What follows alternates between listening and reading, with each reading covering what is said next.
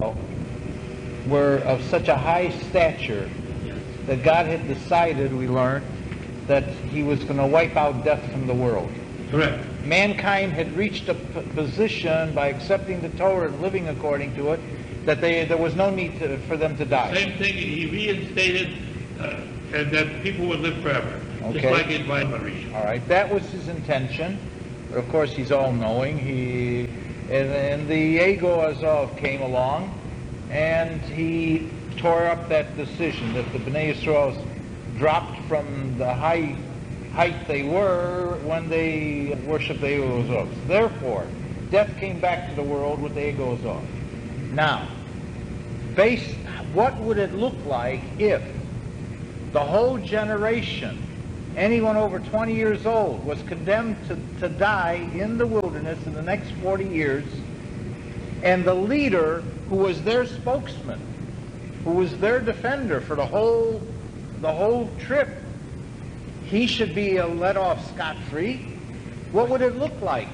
According to this Medrash Rabbah here, it says that God wanted an excuse to be able to have Moshe and Yisrael. Most of Bnei Israel did not pass away. All those that were from 20 to 60, Of the by the time they weren't reached in the 60, tribe of Levi. not the women and the children, and not the younger ones, not the older ones. Not the Not late. the same as Levi. Not the, And okay. Moshe. But he was the leader of Klal Yisrael, and as such, he's part and parcel of Klal Yisrael. Not that he's part and parcel of Levi, he's part and parcel of all Bnei Yisrael. So therefore, as their leader, the general should be let off scot-free and all the troops have to be killed? That is not proper. Would you say that Moshe I'm not- No. Why should he be punished for the Ma'aseh? But his troops fell. In other words, they failed. He didn't instill in them tough amuna that they did. No, he didn't fail. But there was something lacking. Fail? I don't think so. No. He wasn't there. No, he wasn't there. Okay. Moshe was over 60, so how could he been affected by the decree of death in the wilderness? But they, Levi weren't even counted in the men of wars. I know, but even if he wasn't, he was still. That's right. So it says, Omar, we have a blessing in the Elis, that the same thing happens to a righteous person, that they are mortal. That the only reason, in fact, that Moshe and Aaron died is not because they committed a sin that was worthy of dying, but only because they were descendants. Now, okay, Hashem never takes back a good decree. Therefore, the decree for eternal life mustn't have been good because he took it back. No. Eternal life will eventually be effectuated. Just to that. Otherwise, that would be a contradiction. If both factors will be instigated a third time, that will stick. Because I thought God doesn't take back his good things. Which He's not taking it back. Okay, but I got the impression that it was automatically totally wiped out. No. All right. So he says like this: Who the Omar? Who is Rabbi that holds that Ein Mishlochet? He's holding an opinion of this time we're learning the Brisa. Rishon ben Ozer Omer. Rishon ben Ozer says, "Af Moshe Aaron Chotom Mesu." He holds that Moshe and Aaron, in fact, died with their sin. Mountain be, but if you had believed in me, he is Manachem. He told me no all along. It would not, when your time would not come to be in the world to die. So the Gemara asks us, Maitri, how can that possibly be that you say there's such a kind, that there must be Abo, Mesu, Ito. The Gemara mentions in Bava Basra and also here that they died because of the advice of the serpent. The Elohim, these are the four. Amram Avi Moshe, Binyamin the son of Yaakov, and Amram the father of Kalov. Actually, his real name was Daniel, the son of. These four men were never made a mistake in their entire life. David. We all have this as a tradition. Isha, the father of David. Then there's a posting in Shmos Beis Yud Zayin that proves out that in fact the only reason he died is because he was the advice of the Noach. You can skip the line a little further. The advice of the serpent to Chava, because in fact he never made a mistake in his life. Yeah. He died, yes, because he was mortal, and he alive to God, right? there are some that went alive. We're talking about the ordinary question. How come Hanoch got a free ride? And I don't know that he was totally sinless in his life, whereas He was. we have He four was, men that but this were was sinless. before Mount Torah. Okay. Obviously, if a person does It tshuva, makes- we have a whole list of them. We mentioned Basio Yeah. and Eved. We have a whole list to read them out if you wish. Well, let's first finish. Gracious, I forgot that one. I read it. No, a person can make mistakes and do tshuva.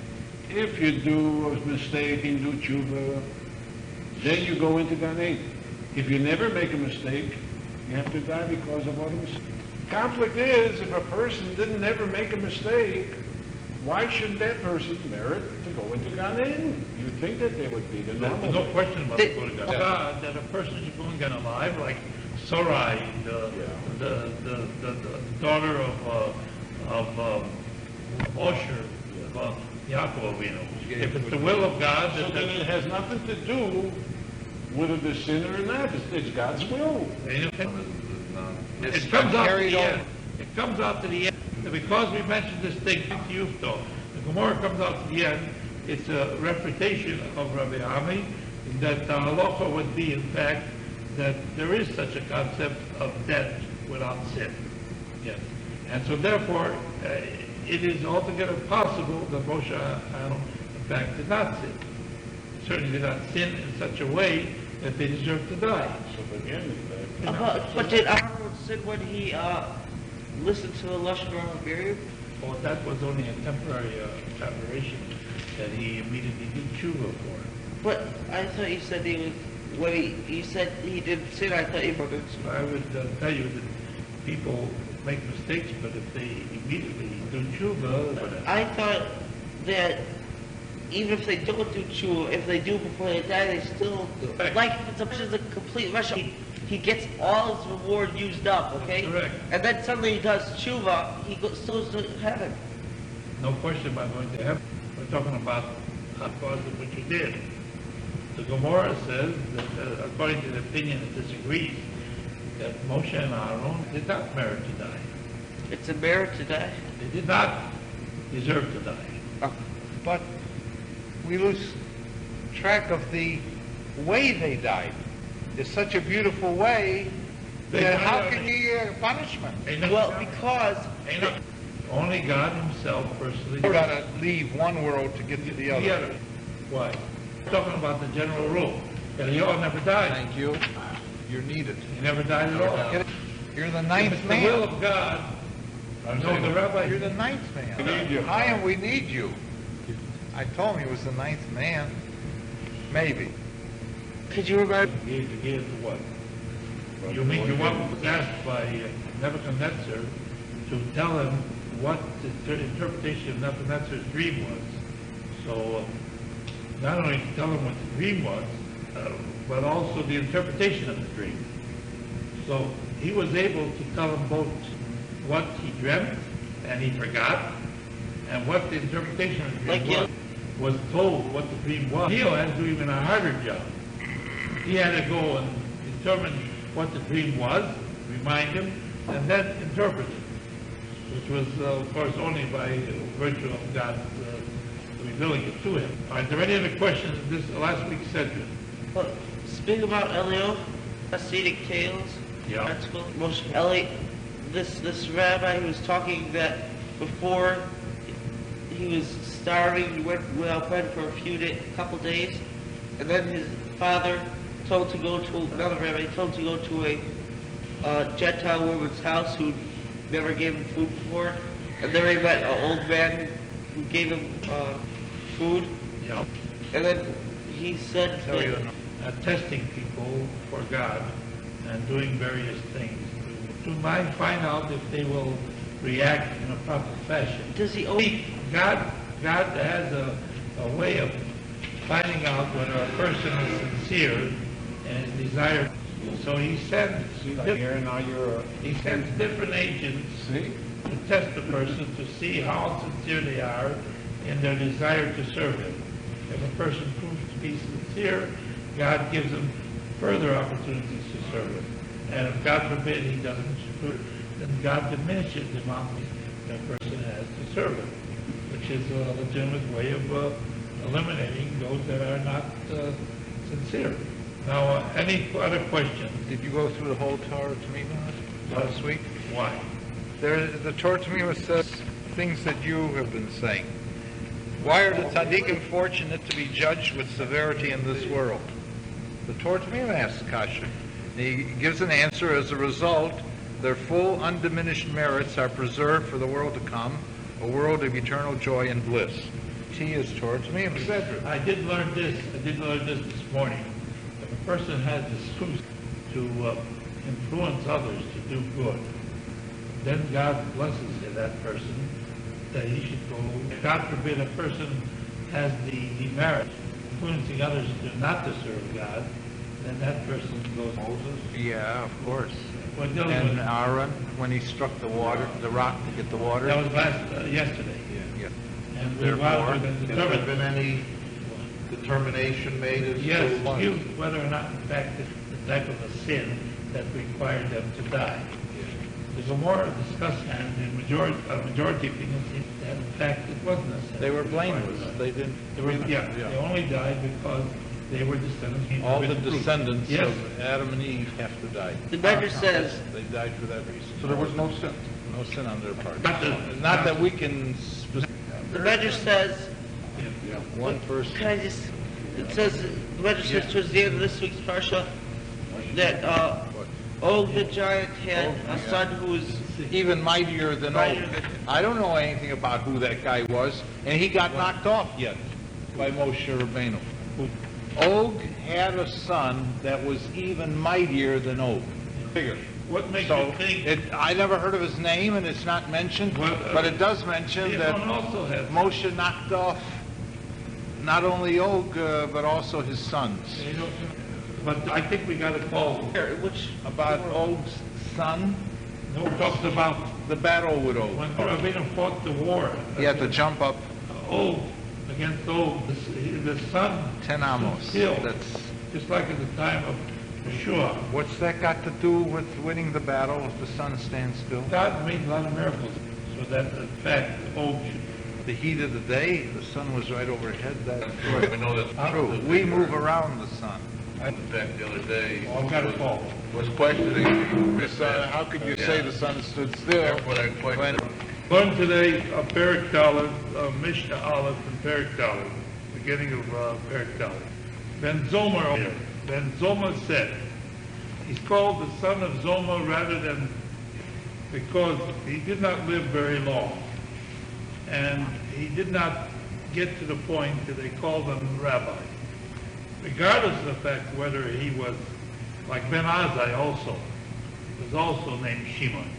He's called the son of Azai rather than Zoma is also, he wasn't called by his first name, but the son of the name of his father.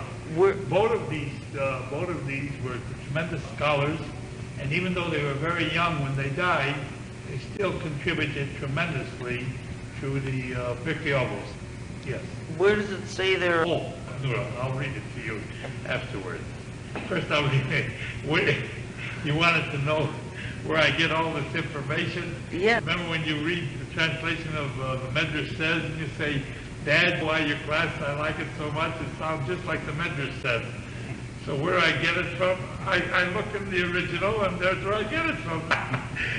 Did you think I was making something up? What I'm learning is what Chazal teaches me. Every time I say something, it's not because I'm just talking. I'm reading, and it tells me what to say. Very simple. If you learn the Gemara, you learn a lot of times the Gemara, and you'll hear an explanation by the Rebbe. Usually the Rebbe is using the explanation of Rashi. So when you read the Rashi, it sounds just like the Rebbe was spoken. Because the truth is, that's what he's explaining it according to this. So usually when we learn Pirkei Avos, we usually learn the Rebbe explanation first. What? He's printed like where Rashi would be printed. I have it. He learned it with some other forest. When did he live? Only 500 years ago. A relatively modern, but he was a great Talmud Chacham. I mean, everybody in these forums are great Talmud Chacham. Nobody is a small Talmud. Sam, we missed you yesterday, but we made a minion. I understand. Where you all? Bring your daughter too. She can come and learn too. She don't have to sit home. If she can make it, it's great. And if you get your son to visit you, bring him too. We're not trying to exclude anybody. I know he doesn't. They're learning today the beginning of Pirkei almost. Yeah, right there. Right there. My son asked us to learn what we learned. We say that every Shabbos stay a different period. And Zoma was one of that's annoying that lived a very short time. His name was Shimon. But he's called by the name of his father, the son of he did not live long enough to be called the Rabbi. He's called because he Ben Zoma, and he's quoted because although he did not live very long, he was a tremendous. We've had many geniuses throughout the ages among the Jewish people that were tremendously accomplished. One of them that lived just 300 years ago was the Sifsi Kohen, the Shach. He is a commentary in the Shulchan Aruch. And he only lived to be 41 years old. When he was 23, he wrote a commentary, Sifsi Kohen. It was so good that they printed it from this point on. The time he wrote the commentary, he was 23, and he was arguing with a rabbi that was over double his age. And the rabbi was a big Rosh Yeshiva, a tremendous scholar, a tremendous thing. And he says, there's a little, a nobody, we know from nobody. When they read his parish, they realized that he was a Goen Olam, a tremendous scholar. What is He was a giant in Torah. There's no question. When you learn him, matter of fact, we have a machlekes, a dispute between the Taz. He was arguing with the Taz to resolve. David Siegel is a tremendous Talmud scholar. When he argued with the Taz, even though he was younger, because what we're looking for is the emes, the truth. We're not looking for all this would go about the 1600s. They lived in Poland, but they're tremendous scholars. At any rate, who is a wise person? Now you might think a wise person is a person that possesses all wisdom. And perhaps that's the answer should be given to what is a wise person. The Tana, the Mishnah says, no, that's not a wise person. Even though a person has a lot of wisdom, if he's not trying to gather more wisdom, he's not a wise person. So therefore he says, Ezel, who is a wise person, especially in Torah, a person is prepared to learn from any person.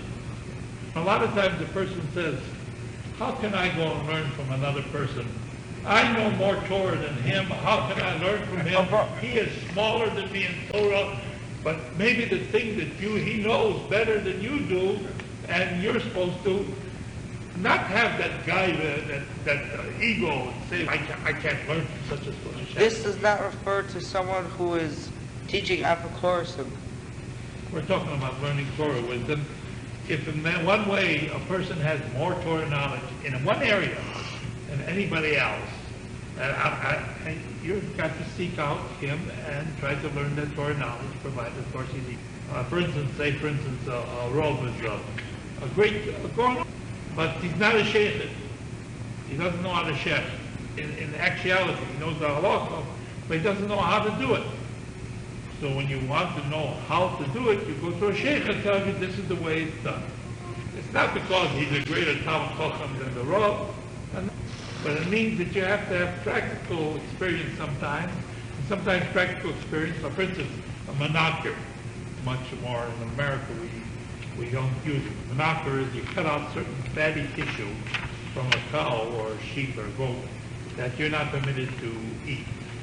Even if you chef the cow correctly by a kosher Schita, and the shechet is kosher, and everything is right, the chalav is on, everything, the cow was kosher and everything, still there's two parts that you can't eat. One, of course, is the blood, therefore you have to soak it, salt it, and You soak it for half an hour, and then you salt it, and you put it on a slanting thing which got holes in it.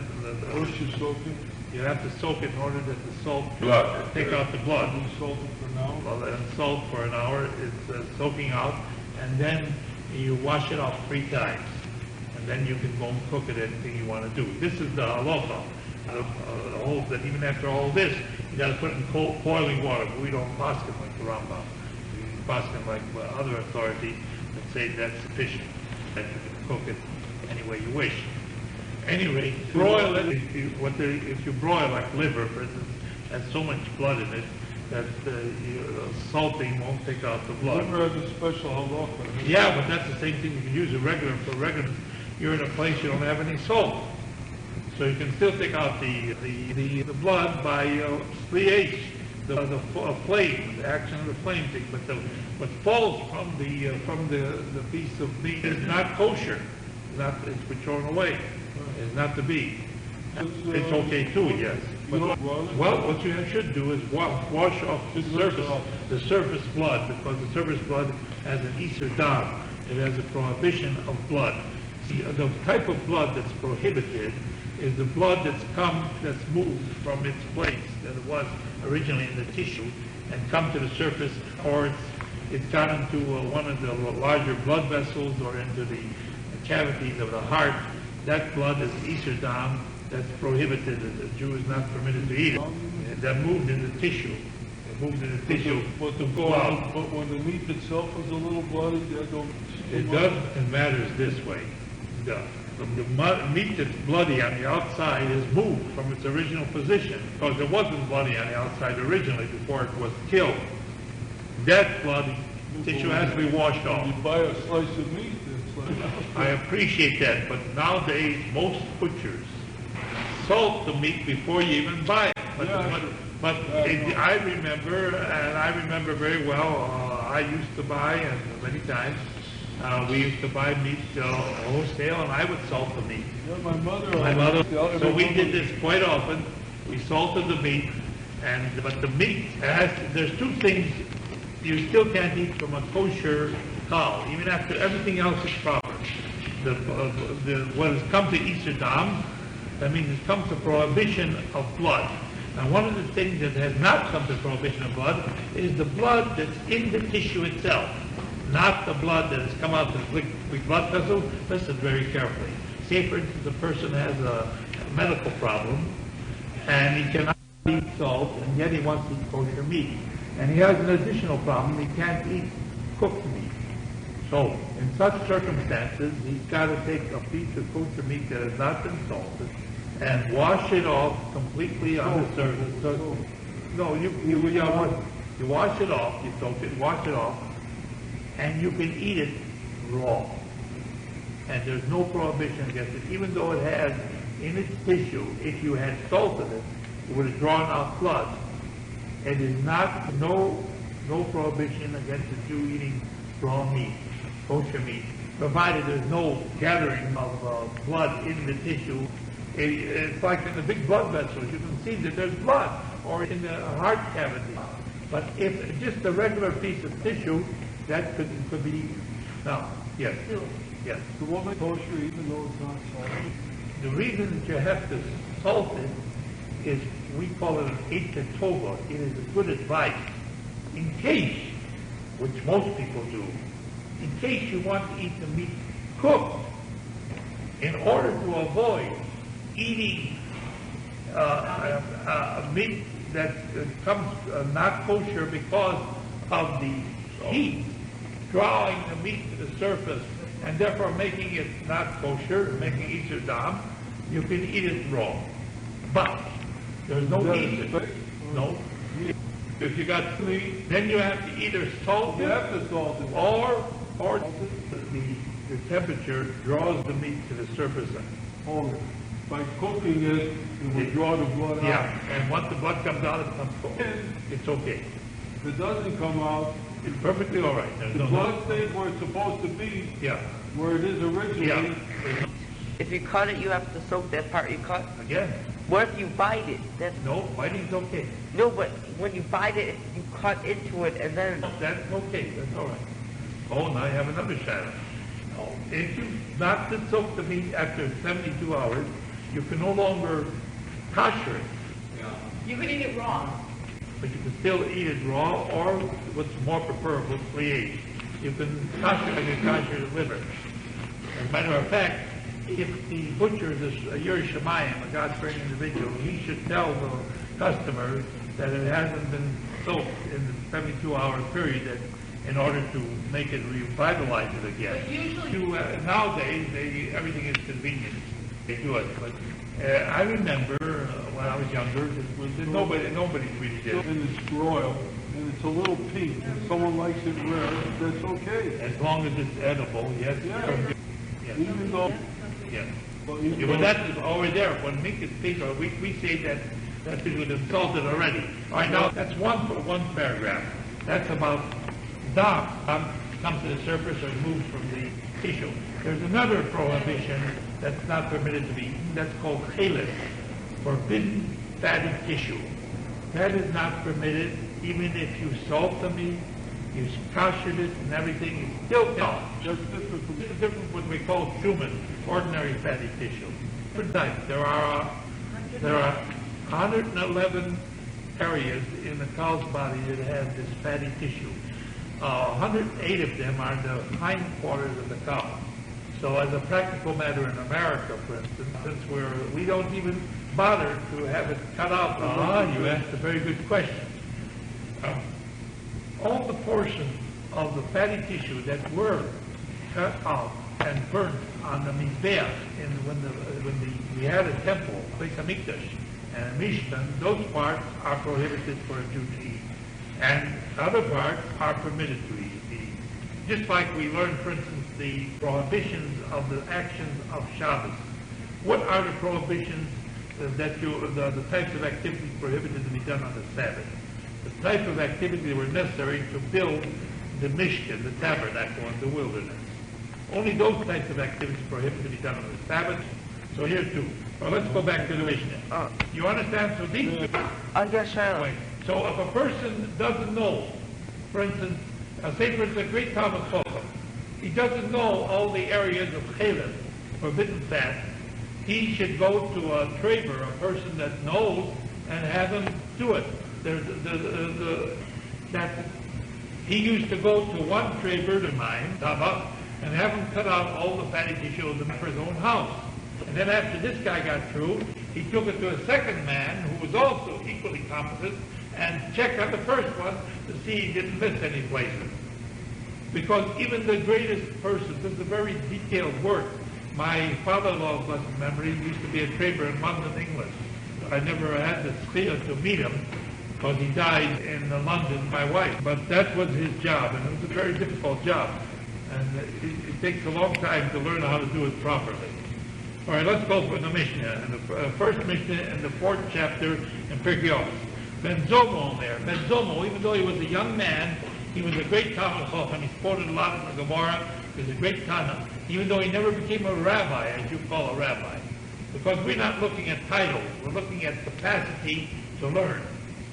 A Din Chacham, who is a wise person? You would think a wise person is a person who's got all the wisdom of the world. No, not because a wise person is prepared to keep on learning. The more you learn, the better you are. Page 198. That's the person. Although made the cause of prepared to learn from any person, no matter, even if in most areas he knows much more than the other person. But in the area that he needs knowledge, he's lesser than the person he's seeking. He should go and not let his eat in pursuit of Torah knowledge. Shenemar, in Tehillim, from all those that I became wise from all those that taught me. In other words, a wise person is a person that keeps on looking for the emes, and you don't stand on ceremony and say, "Oh, I'm a big Talmud Chacham, so therefore how can I go and learn from such a small type?" You've got to go and put aside your ego and the emes wherever you can find it. Now, a Gibor, who's a strong person? You think a strong person, Shimshon on Gibor, with the big muscles, he can tear down temples and everything. Oh, he must be the strongest person there. and nowadays we have Mr. T, whoever it is, a strong contemporary. So who's a strong person? Who's a strong person? A Tovesha Yitro, a person that can conquer his yetzer, his passion. This is the strong person. Because once you can conquer your own passion and not do what the mood of the moment says, but you can control yourself, you're on your way to becoming a great person. This is the true strength of a person. That's why. Tov erech hafayim. It is much better to have erech hafayim. Handle. Somebody goes and makes you angry, immediately you get angry. That's not good. It's not good for you because you're playing into the hands of somebody that might want to make you angry and make you do something foolish. Migibor, then a person that has a lot of muscles, because a strong person. A Moshe Barucho, a person that can control his spirit, that means his yetzer, malochet ir, then a person that can conquer a city. Because you control yourself, you're on your way to becoming a tremendous person. There's no greater, stronger person than a person that has the discipline to control himself. Now, a Zui, who is a wealthy person? I think a wealthy person is a person, Rockefeller, he's a wealthy person. Because no matter how much a person has, he has $1 million, he wants 10 million. He's got 10 million, he wants 100 million. 100 million, $1 billion. It's never enough. He wants more Torah and more Yerushalayim and more Midas David, but he wants more and more. So he says, that's not wealth. That's not wealth. As a matter of fact, I know a lot of wealthy people that are called wealthy because they got a lot of money, and the poverty is so great there. They feel like everybody wants something. And then he says, who is that? If you're happy with what you got, your portion. That's the greatest wealth in the world. And Emar and also can feel it. If you with your work, with your hands, and you earn when you eat, Ashrecho, happy are you to Allah, good for you. You are content. And contentment is the greatest wealth. Then finally, who is honored? You think one is a person that it's good for you in this world, and what's good for you in the world to come. This attitude of being satisfied with what you got. Who is honored? Very simple. Real. A person that honors other people, honor him. But every time he wants, give me honor. Forget it, kid. You're not going to get it just because you want it. You want it you make people feel good. You honor them. Those that honor me, I will honor. Those that treat me with contempt, they will be who is a wise person. I will make before them. Prepared to learn from every person.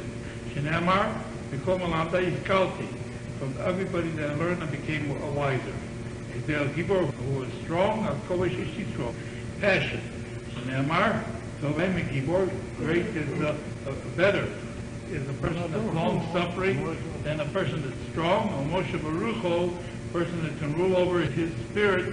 Melochet ir, a person Moshe who is a wealthy person. A person that's happy with the lot that he has. Shinamar, Yegir Kapecho, if you work with the oil of your hand, Kisochel, and you eat from it, Shrecho, you will be happy, Tovloch, and it will be good for you. You'll be happy to you in this world, Tovloch will be good for you, Lomavo, in the world to come. A who is honored, a person that honors other people, Shinamar, honor me, I will honor. The ones that treat me with contempt, they will be, why is he called Ben Zoma, the son of Zoma? He doesn't have a long life. Shikra Rabbi, and he didn't get to the point, didn't get smicha. But he was a Talmud, they had real smicha. And now there's a shaila about that. But at any rate, they were capable, he was a tremendous scholar, no question about it. Came over, so therefore they called him in the name of his father because he was not too old. Ben Azai, the same thing occurred by Ben Shimon. And both of them, their name was Shimon. Ezel Chochem, who is a wise person? This is what they're saying. Ezel Chochem, what type of wisdom is it? Sheroi Halel, that it's fitting that a person should be praised for his wisdom. What kind of wisdom is it that it's fitting for a person to be praised that he possesses such wisdom? Well, what kind? Because I'm a person prepared to learn from every person. Look inside. I'll call B, even though a person may be smaller than this person that wants to learn the knowledge. She goes, since the person that's trying to learn the knowledge is not worried about his honor, and was prepared to learn even from the younger, the smaller ones, and other knowledge from him. The Korim, the Gorim, the matter is apparent to Hashem Shemayim that his wisdom, his Torah wisdom, is for the sake of heaven. There's no sham involved here. He is sincerely desirous of learning the will of God by learning God's Torah, and he does not let his own ego or honor stand in the way of his acquiring Torah knowledge, even if he has to come to a person that in most ways is lesser in knowledge than he is, but in the area that he doesn't know has more knowledge than he has. Horrible, and to be glorified by it. In other words, if a person sincerely desires the truth of the Torah, he will seek it, and he will not stand on ceremony in any way, even if he has to go and suffer certain, which ordinary people might feel beneath them. He doesn't consider it that way. He approaches the study of Torah with a wholesome attitude. And this is a type of wisdom that a person it's fitting that a person should be praised for having. That he is not allowing any false pride stand in the way of his acquiring more Torah wisdom. Even if a lot of people might laugh at him and say, what do you have to go to such people that they can't learn as well as you can? What does that got to do with it? If they know something that you don't know, then you must make it your business, if you are sincere in service of God, to seek that knowledge and become knowledgeable. David HaMelech said, from all that taught me, I became wise. Your testimony is always talking to me, saying to God, I always sought to learn your Torah, and I did not let my pride stand in the way of learning Torah. Someday, from anybody that would teach me, even those that may be smaller than me in Torah knowledge, but in the area that I didn't know, they knew more. And I didn't have any worry about my honors being in when he was sitting on the throne. Anytime they would come to him with shilas, and he was paskening shilas, he would never be ashamed to ask his Rabbi, who was sitting by him, if he paskened. In other words, the king was asking his teacher if he decided it right. He wasn't ashamed. He didn't allow his well, he's the king now. He didn't allow that. He wanted to have it. And because the Gemara says, because he did not show covet like that, God blessed him that he should have a son, Kalbo. You ever hear of Kalbo before? Kalbo, the son of, he's one of 4 men that never sinned in his entire life. His son, who was really Daniel, that was his real name, but it became Kalbo. He knew everything. He knew so much that he would even outshoot. He became such a tremendous Talmud scholar. So did he? No, that's not that. It's a question. Isn't it very great to have a father and a son that half of the people in the whole world have never seen? Well, Solomon, King Solomon. We're talking about another son besides the half-brother. I mean, there were 4 people who've never sinned, and half of them were close relatives to David. Baruch Hashem and the Melech Mashiach, we're dealing with the big one. Oh, your testimony is always talking to me for heaven alone.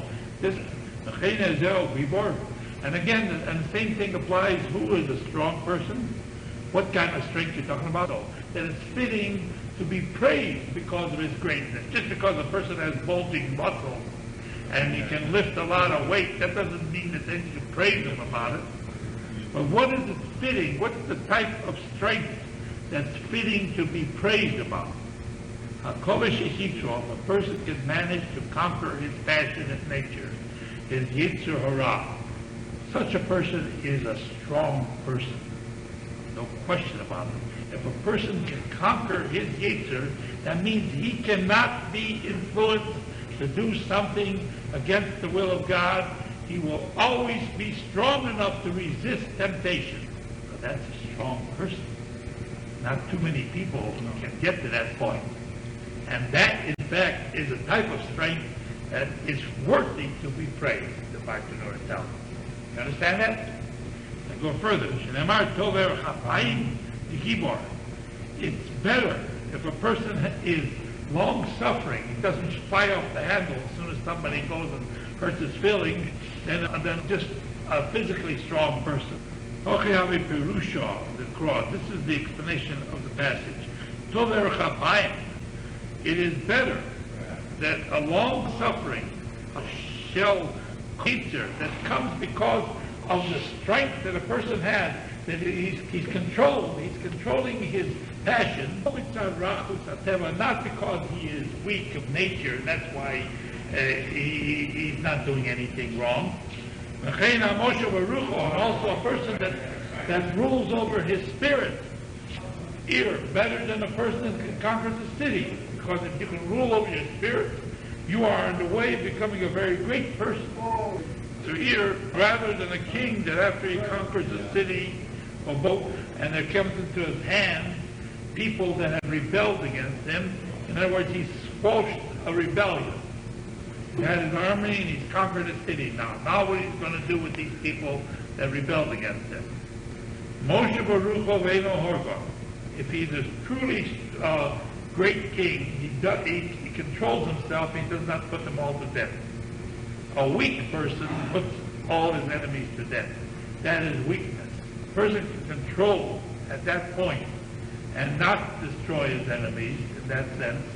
That's a very great strength, yes. What if his enemies are like a Moloch? But that's something different. If it's a Tzivah Hashem, if it's a commandment of God that you have to do that, that's something different.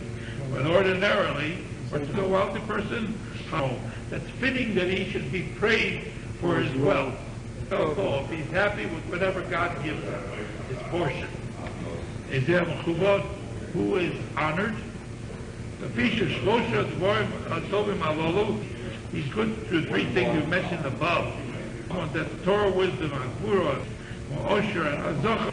If a person merits these things, he is automatically honored in the eyes of God and people. Even if ordinary people don't honor him, because he has therefore the Tana comes and adds this extra thing of Omar. A person has these great standards, Torah wisdom, and true strength of character, and also wealth that he is satisfied with his lot. You really want also to have honor. If he has all these standards, and he is automatically himself honored because he possesses these things, what is the advice to do for him to be honored by others as well? Very simple. You honor other people, and they in turn will honor you. It's not a secret. You'll be amazed. If you treat everybody with consideration, before they start treating you with consideration. It works that way. And if a person, God forbid, treats everybody like dirt, so everybody wants to treat him like dirt. What? Sometimes they're afraid of it. Sometimes they are. The Borim Kalvachomer. And this is God's talking. If you honor me, I will honor you. And if you treat me with contempt, you will be cursed. This is the Kalvachomer, one of the ways in which we use to interpret the Torah law. Look at the case of the Holy One Bastei, that he is truly honorable king, that he's our king of honor, and everything he created in his world, he only created to show his honor.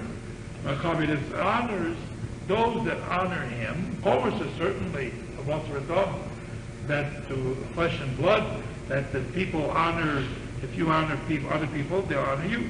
Zui, you call them those who treat with contempt, they will be cursed. Created to honor him, he created them to... That he created all the things of creation. To honor shows him. his greatness, and he is therefore... To honor him, you Yeah. know? God honors those that honor him, even though he created all these creations, and as a result, he is automatically entitled to honor. But in addition to the automatic entitlement, he honors those that go along with what he desires. And therefore, if God will do that, and those who treat God with contempt will be cursed themselves. We learn out the humbleness of God. It doesn't say, those treated with contempt, I will curse. They will be cursed from themselves. I don't have to curse them. They're making their own choice. And in relation to the honor due to righteous people, God is more particular. And God says, anybody that will curse you, I will curse. In relation to a person treating with contempt God says, if you treat me with contempt, you will be